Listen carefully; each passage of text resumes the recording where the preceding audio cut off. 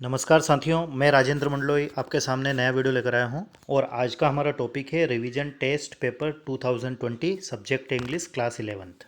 ठीक है दोस्तों, तो इस वीडियो की शुरुआत करते हैं। इससे पहले मैं आपको जानकारी ज़रूर दे दूं कि हमारे चैनल के माध्यम से कक्षा 9वीं से लगाकर 12वीं तक की इंग्लिश को हमने कवर किया हुआ है।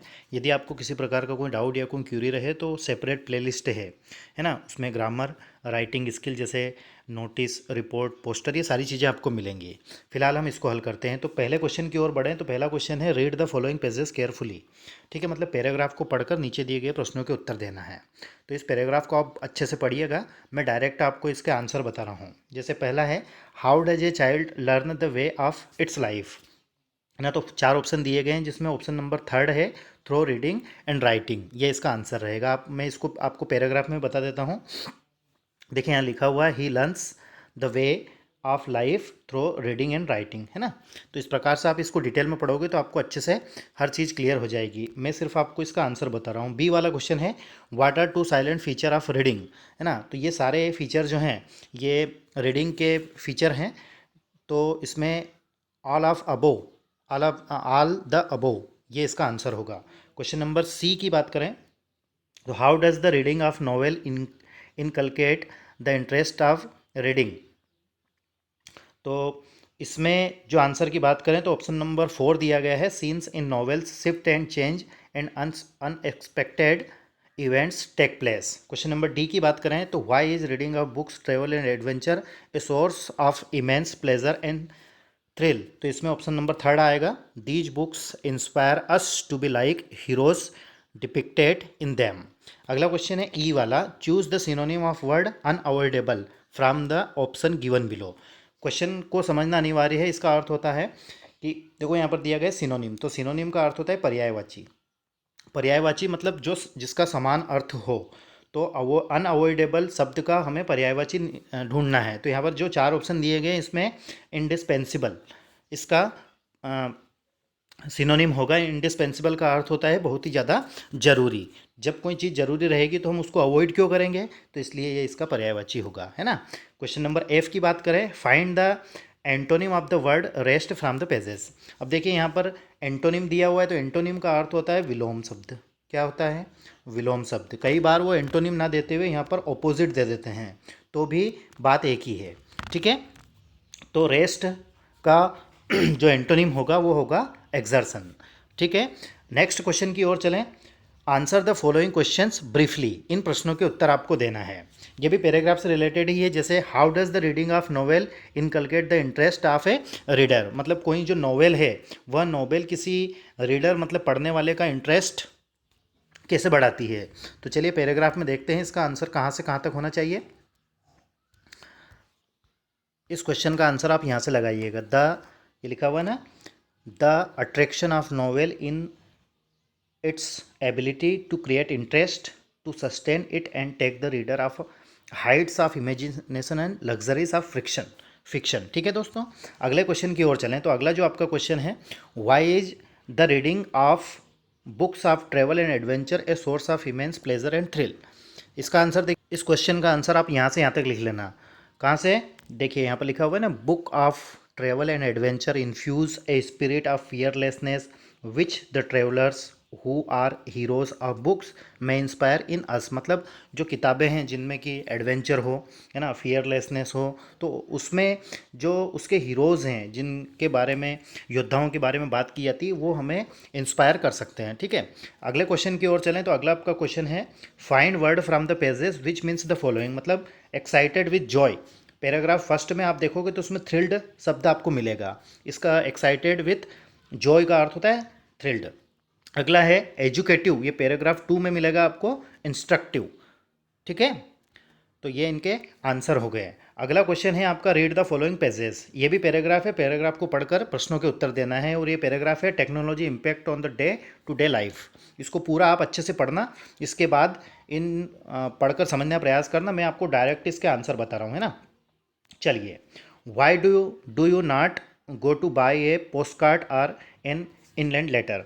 तो इसका जो सही आंसर होगा ये है because you use phone and email. Question ये है कि पोस्ट कार्ड, जैसे पहले लिफाफे में हम पत्र लिखते थे, मतलब पत्र लिख कर लिफाफे में उसको पोस्ट कार्ड द्वारा भेजते थे ना, तो उसका हम उपयोग आज क्यों नहीं कर रहे हैं? तो क्यों नहीं कर रहे हैं? क्योंकि हम मोबाइल फ़ोन और ईमेल का यूज़ करते हैं, इसलिए। क्वेश्चन नंबर 2 की बात करें, give an example to show technology used for purpose, है ना, तो ये प्रोमोट्स टेररिज्म, इसका आंसर होगा। क्वेश्चन नंबर सी की बात करें, व्हाट इज स्टेगनोग्राफी, ये स्टेनोग्राफी लिखा हुआ है, ये स्टेनोग्राफी नहीं है, ये स्टेगनोग्राफी है ना, तो इसका जो आंसर होगा वो चौथा होगा, ए और बी दोनों। ठीक है। अब क्वेश्चन नंबर डी की बात करें, how are computers going to bridge the urban and rural divide, तो इसमें होगा पहला, panchayat will learn to use computer. अगले क्वेश्चन की बात करें, choose the synonym of word odious from the option given below. Odious का अर्थ होता है घृणित, क्या अर्थ होता है? घृणित या फिर घिनौना, तो इसका आंसर होगा हिडियस। देखो आप पैराग्राफ में भी यदि आप देखोगे तो आप अच्छे से आपको समझ में आ जाएगा, इसमें आपको मिलेगा वो, है ना, पैराग्राफ में भी ये यहाँ पर लिखा हुआ है। जो पैराग्राफ 2 पॉइंट है, 2 पॉइंट पे यहाँ पर देखिए, हिडियस नाइटमेयर, है ना, नाइटमेयर का अर्थ होता है डरावना सपना, और हिडियस मतलब घिनौना। अगले क्वेश्चन की ओर चलें तो क्वेश्चन नंबर एफ है, pick out the word from the pages which means extreme desire for wealth, है ना, मतलब पैराग्राफ्स हमें ऐसे शब्द को ढूंढकर निकालना है जिसका अर्थ होता है extreme desire for health, extreme मतलब उच्च, डिज़ायर मतलब इच्छा, फॉर वेल्थ मतलब धन कमाने की प्रबल इच्छा, तो उसको बोलते हैं एवरेज। ठीक है दोस्तों। अगले क्वेश्चन की ओर चलें, answer the following questions briefly, give two example to show changes that have taken place last decades, how can our paradise degenerate into a hideous nightmare. तो देखिए ये पहले वाला जो है, जिसमें पिछले डिकेट्स की बात हम करें, तो उसको देखते हैं पैराग्राफ में। आप यहाँ से यहाँ तक इसका आंसर लिख सकते हैं। क्या आंसर लिख सकते हैं? All in a matter of decades, how many of you this days to buy post card are in England. तो यहाँ तक इंटरनेट तक आप इसका आंसर लिख लेना, है ना, यहाँ से यहाँ तक आपका आंसर हो जाएगा इंटरनेट तक। अगला क्वेश्चन है आपका, how can our paradise degenerate into a hideous nightmare, मतलब हमारा जो स्वर्ग है, पैराडाइज का अर्थ होता है स्वर्ग, जो स्वर्ग है वह एक घृणित या घिनौने नाइटमेयर में कैसे परिवर्तित हो गया है। तो देखिए इसका आंसर ढूंढने का प्रयास करते हैं। आप इसका आंसर यहाँ से जो पैराग्राफ पॉइंट 2 दिया गया है, यहाँ से आपको देखना है। कहाँ से? You might find that your paradise से लगाकर आपको लिखना है यहाँ तक, ग्रीड एंड एवरेज तक। ठीक है दोस्तों। नेक्स्ट है अब ग्रामर वाला पोर्शन। तो मैं आपको एक जानकारी दे दूं कि हमारे इस चैनल के माध्यम से हमने ग्रामर की A to Z सारी चीज़ें हमने कंप्लीट करवाई हैं। ठीक है। और हर चीज़ की अलग अलग सेपरेट प्लेलिस्ट है, जैसे सम और any, little, few, the little, much many, some any, है ना, ग्रामर चाहे उसमें एक्टिव वॉइस पैसिव वॉइस हो, नेगेटिव सेंटेंस कैसे बनाते हैं, सारी चीज़ें आपको प्लेलिस्ट में मिलेगी। तो वहाँ पर ग्रामर फॉर ऑल करके प्लेलिस्ट है, वहाँ पर जाकर आप देख सकते हैं। फिलहाल मैं इन क्वेश्चन के आंसर आपको बता देता हूँ। जैसे you are expecting one to call aren't you, तो उसमें सम आएगा। ठीक। अगला है he has money so he can't buy any books. Money यहाँ पर शब्द जो है ये क्या है? अनकाउंटेबल है, और जब अनकाउंटेबल आता है तो उसके पहले हम लिटिल का प्रयोग करते हैं, यदि काउंटेबल आता है तो फ्यू करते हैं। अगला है कालिदास हैज़ रिटन प्लेज, तो प्लेज यहाँ पर काउंटेबल है, तो काउंटेबल में मेनी का प्रयोग होता है। ठीक है। कालिदास ने कई नाटकें लिखी, प्ले मतलब नाटक। अगला है he comes to me Monday now, है ना, तो इसमें आप लगाएंगे एनी। क्या लगाएंगे? एनी। अगला है ask the man what he wants. देखिए यहाँ पर ही क्या है? सिंगुलर है, और सिंगुलर होता है तो वर्ब की फर्स्ट फॉर्म में एसीआईएस लगता है। ठीक है। अगला क्वेश्चन है they playing cricket since morning, मतलब वह सुबह से क्रिकेट खेल रहे हैं। तो यहाँ पर एक कीवर्ड देखिए आप, सिंस, और सिंस और फॉर जो होता है ये प्रेजेंट परफेक्ट कंटिन्यूअस की हेल्पिंग वर्ब, माफ कीजिएगा, प्रेजेंट परफेक्ट कंटिन्यूअस में इसका यूज़ होता है। तो प्रेजेंट परफेक्ट कंटिन्यूअस की हेल्पिंग वर्ब होती है हैज़ बीन, हैव बीन, और वर्ब की फर्स्ट फॉर्म आईएनजी। तो यहाँ पर सब्जेक्ट देखिए दे है, और दे क्या है? प्लूरल है। तो सब्जेक्ट यदि प्लूरल होता है तो उसके साथ में हम हैव बीन का प्रयोग करते हैं, तो ये हैव बीन यहाँ पर सही रहेगा। अगला है she stories when she was a child, है ना, जब वह छोटी थी तो वो कहानियाँ लिखती थी, है ना। तो यहाँ पर देखिए व्हेन सी वाज आया है तो वाज आया मीन्स सेंटेंस क्या है, पास्ट टेंस का है, तो यहाँ पर वर्ब की सेकंड फॉर्म का प्रयोग होगा। अगला है ही हैज़ंट गोट मनी नाउ, उसके पास अब पैसे नहीं हैं। ठीक है, तो देखिए यहाँ पर हैज़ंट लिखा हुआ है, हैज़ंट मतलब हैज़ नॉट मतलब सेंटेंस नेगेटिव है, और दिया गया सेंटेंस यदि नेगेटिव हो या इंट्रोगेटिव हो तो उस समय माफ़ कीजिएगा नेगेटिव या फिर कोई क्वेश्चन हो तो हम एनी का प्रयोग करते हैं, तो यहाँ पर एनी आएगा। अगला आपका है डू एज डायरेक्टेड में rearrange the words and write correct sentence, जैसे दिया गया है does oblique job oblique he oblique than oblique better oblique his oblique brother, तो इसको लिखना है। तो ये क्या हो जाएगा, मैंने यहाँ पर लिख दिया है, देखो he does job better than his brother. हालांकि इसमें थोड़ी मिस प्रिंट है, यहाँ पर जो ये देन दिया गया ना THAN, हम आपकी जगह THEN, यहाँ पर आना चाहिए THAN, मिस प्रिंट है ये, है ना। क्यों, क्योंकि कॉम्परेटिव डिग्री में THAN देन का प्रयोग होता है, ना कि THEN का। फिलहाल इसका आंसर हमें यही लिखना है। आगे बढ़ते हैं, I did my job well, इसको नेगेटिव करना है। तो ये बहुत ही अच्छे से मैंने आपको पहले भी समझा चुका हूँ और इसके वीडियो में डाल चुका हूँ कि यदि सेंटेंस में डू डिड या फिर डज दिया जाए और सेंटेंस को नेगेटिव करना हो तो क्या करना चाहिए। आपको कुछ नहीं करना रहता है, जहाँ पर डिड या डू डज दिया गया उसके आगे आपको सिर्फ नॉट डू लगाना है। क्या लगाना है, नॉट डू। जिन स्टूडेंट्स ने हमारे इन वीडियोज़ से तैयारी की है या हमारे द्वारा पढ़ाया गया है तो उनने कहीं भी गलती नहीं की होगी, तो क्या करना है, आई डिड ऐसा का ऐसा ही, और इसके आगे आपको सिर्फ नॉट डू लगाना है और पूरा सेंटेंस ऐसा का ऐसा ही लिखना है, माई जॉब वेल। ओके, अब लिटरेचर सेक्शन है आपका। मतलब देखिए पहले क्या होता था कि हमारी सामान्य अंग्रेजी रहती थी, जनरल इंग्लिश, उसमें लिटरेचर पोर्शन कम रहता था, लेकिन अब आपकी दो दो इंग्लिश हो गई है, एक हॉर्नबिल है और एक स्नैपशॉट है। तो अब जो लिटरेचर सेक्शन है आपका मतलब साहित्य, उससे लिया गया है। तो मेरे ख्याल से मैं ये तो नहीं कहूँगा कि आपने नहीं पढ़ा होगा। आपने अगर नहीं भी पढ़ा है तो आपको चिंता करने की आवश्यकता नहीं है, और यदि पढ़ा है तो बहुत अच्छी बात है। नहीं पढ़ा है तो आप हमारे चैनल को सब्सक्राइब कीजिएगा और आपकी A to Z इंग्लिश को हम कवर करवाएंगे। साथ में एक जानकारी मैं आपको ज़रूर दे दूँ कि 11th और 12th दोनों और इवन 10th कि इंग्लिश भी हमारे चैनल के माध्यम से रेगुलर पढ़ाई जा रही है ना। तो चैनल को आप सब्सक्राइब करें और इन वीडियोस को शेयर ज़रूर करें। चलिए पढ़ते हैं, read the extract given below and answer the questions that follows. Extract का अर्थ ये होता है कि हमारा पाठ्य पुस्तक से यदि कोई पैराग्राफ लिया जाए तो उसको हम एक्सट्रैक्ट बोलते हैं, और पाठ्यक्रम से बाहर से यदि पैराग्राफ लिया जाता है तो उसको अनसीन पेज बोलते हैं। तो चलिए इसको पढ़ते हैं। The cardboard shows me how it was, है ना। ये एक पोएम है आपकी और पोएम का नाम है फोटोग्राफ। ठीक है, तो चलिए आंसर देखते हैं। नेम द पोएम, तो पोएम का नाम क्या हो गया, फोटोग्राफ हो गया। फिर इसके पोएट का नाम लिखना है, तो इसके पोएट मीन्स इसके कवि या कवित्री, इसका जो नाम है वो सिरले टोल्सन है।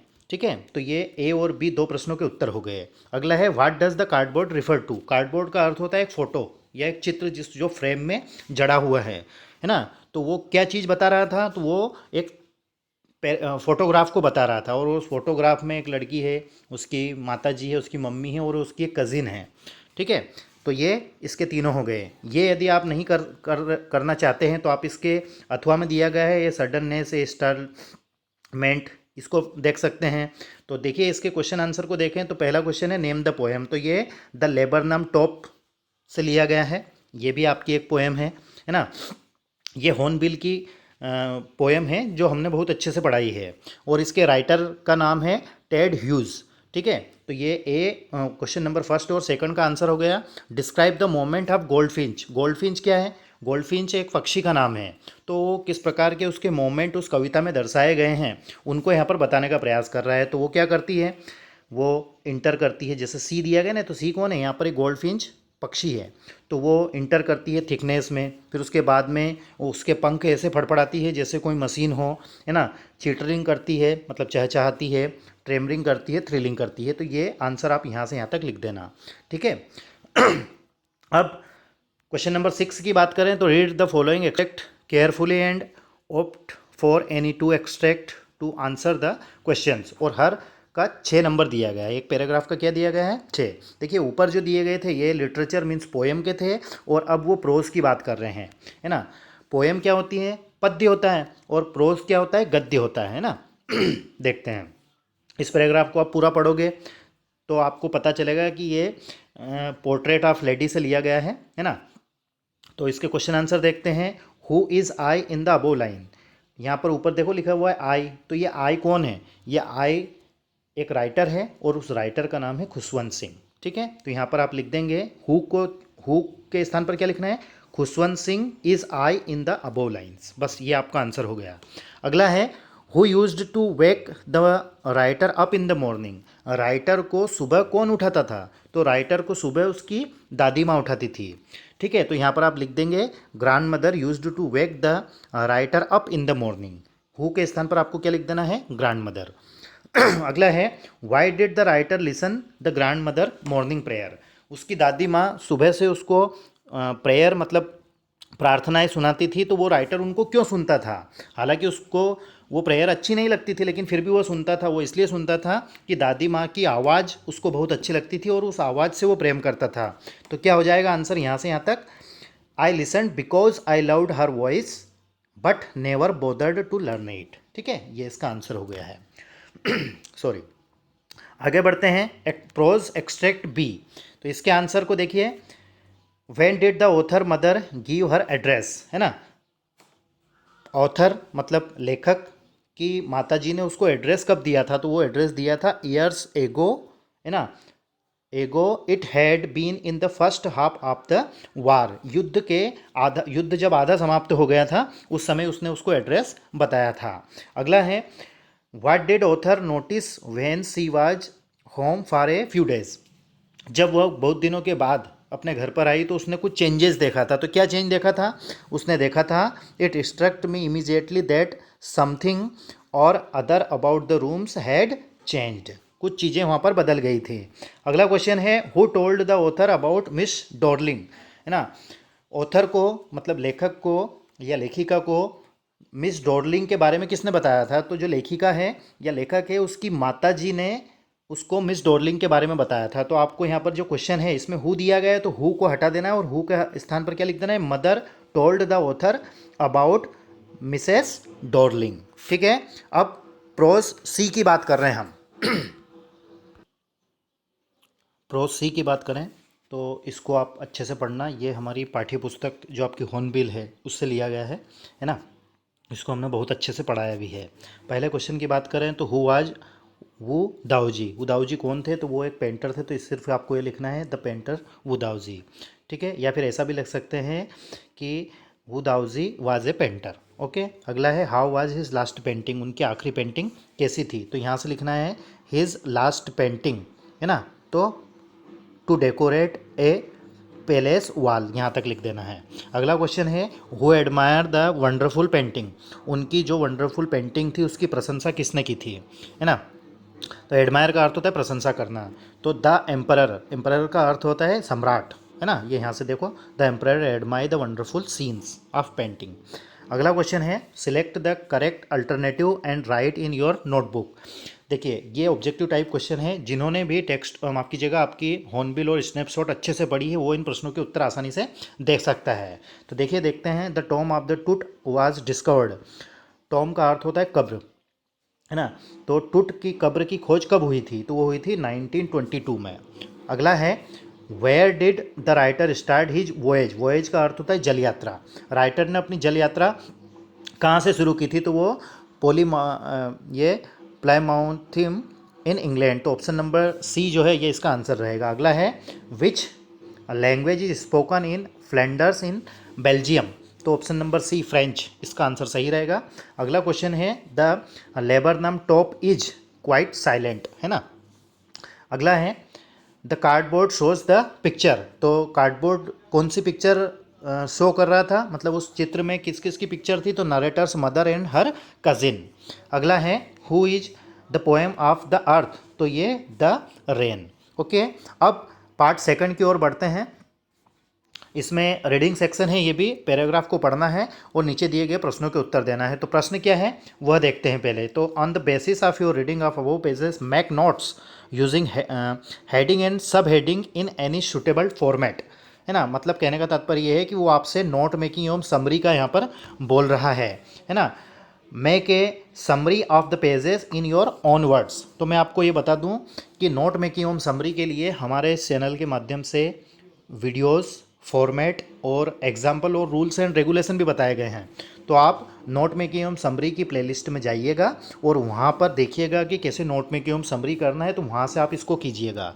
इसके लिए मैं आपकी हेल्प अभी फ़िलहाल ज़रूर ये कर देता हूँ कि इसका जो टाइटल रहेगा वो रहेगा मनी। क्या रहेगा? मनी। तो 1 नंबर आपका यहीं पर फिक्स हो जाएगा। बाकी नोट मेकिंग एवं समरी कैसे करना है ये आप प्लेलिस्ट में जाकर ज़रूर देखें। अब राइटिंग सेक्शन की बात करें, राइटिंग स्किल, तो राइटिंग स्किल को भी हमारे चैनल के माध्यम से बहुत अच्छे से कवर किया गया है। राइटिंग स्किल के नाम से भी प्लेलिस्ट आपको मिलेगी, उसमें ये सारी चीज़ें दी गई हैं।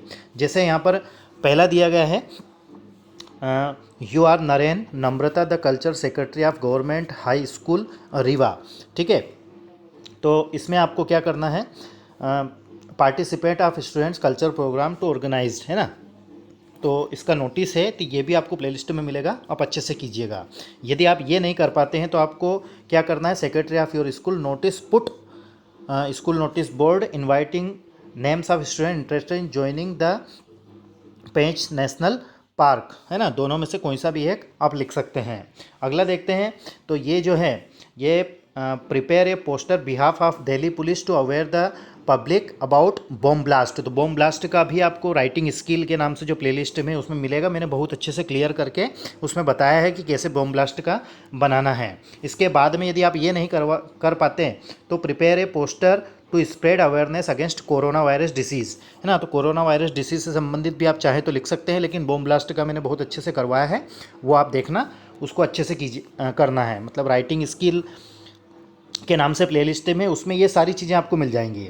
जैसे अगला है write a letter to collector of your district to impose a ban on use of loudspeaker, है ना। लाउड स्पीकर बैन पर भी मैंने अच्छे से लेटर लिखा है और बनाया है उसको। अब देखिएगा, write a letter to principal of your school school leaving certificate. School leaving certificate मतलब SLC की एप्लीकेशन है ये, तो ये तो आप कर ही दोगे। अगला है write a speech in 120 to 150 words, है ना। तो ये क्या है, विजिट टू ए हॉस्पिटल, है ना। ये भी मैंने बताया है कि विजिट टू ए हॉस्पिटल को कैसे करना है। उसके बाद में ये यदि आप नहीं कर पाते हैं तो आपको रोड एक्सीडेंट का कर देना है, ट्रेन या बस एक्सीडेंट, ठीक है, ये भी आपको वहाँ पर मिल जाएगा। इसके बाद में बात करते हैं हु वाज किंग टूट। तो इसका आंसर मैं आपको बता रहा हूँ, he was just a teenager the last air of a powerful family, है ना। He was a king, air का अर्थ होता है उत्तराधिकारी, ठीक है। ये इसका आंसर लिख देना आप। उसके बाद में क्वेश्चन अगले की बात करें तो अगला क्वेश्चन है why did grand mother hate music.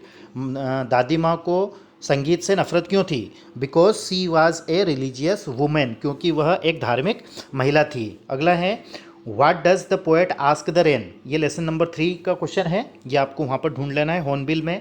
Why is the image of engine evoked by the poet, ये लेसन नंबर 2 में क्वेश्चन नंबर 3 है। What did Elsa think of Albert, ये आपको स्नैपशॉट में मिलेगा। व्हाट वर द थिंग्स टूट was buried with why were with him in his last home. तो ये लेसन नंबर 3 में क्वेश्चन नंबर फर्स्ट है, क्वेश्चन नंबर फर्स्ट का चौथा है। दूसरी चीज़ मैं आपको बता दूं कि ये जो क्वेश्चन आंसर है, तो इन क्वेश्चन आंसर की मैं PDF डिस्क्रिप्शन में डाल दूंगा इसकी लिंक, तो वहाँ पर जाकर आप इसकी PDF डाउनलोड कर सकते हैं और वहाँ से आप इन सारे क्वेश्चन के आंसर नोट कर लेना, ठीक है। तो आपकी ये समस्या भी मैं हल कर दूंगा। मतलब ये जो प्रश्न है क्वेश्चन नंबर 6 से लगाकर 9 तक, इन प्रश्नों के उत्तर मैं PDF में आपको डिस्क्रिप्शन में डाल दूंगा, है ना। हो सकता है उसमें थोड़ा बहुत टाइम लग जाए, 1-2 घंटे का, लेकिन आपको ये क्वेश्चन के आंसर मिल जाएंगे। और यदि आप अपने हिसाब से ढूंढ सकते हैं तो आप अपने हिसाब से भी ढूंढ लेना। बाकी ये वीडियो आपको कैसा लगा कमेंट्स करके ज़रूर बताएं। और इसी प्रकार से यदि आप क्लास 11th की दोनों जो आपकी इंग्लिश है हॉर्नबिल या स्नैपशॉट है उनकी तैयारी करना चाहते हैं, ग्रामर की तैयारी करना चाहते हैं, राइटिंग स्किल की करना चाहते हैं, तो हमारे चैनल को आप सब्सक्राइब करें। साथ ही आपके फ्रेंड्स, रिलेटिव, क्लासमेट्स के पास हमारे इन वीडियोज़ को शेयर ज़रूर करें। Thank you very much for watching.